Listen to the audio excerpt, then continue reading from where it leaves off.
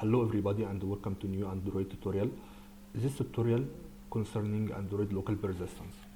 Android local persistence means storage of data to device for later use, even after the program that created it has been closed.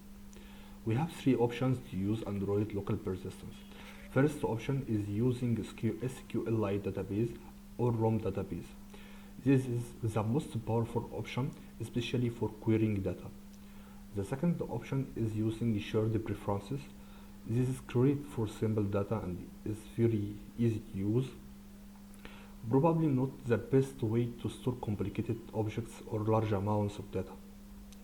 The third option is using local files. Local files not good for querying data, but good for complicated objects and large amounts of data. You have to write the code that read the data from files as well as code that writes the data to the files. You have full control over file format, easy to copy this data to another device as a file. The next video we will start with Android SQLite database. Please don't forget to subscribe to get new tutorials. Thank you.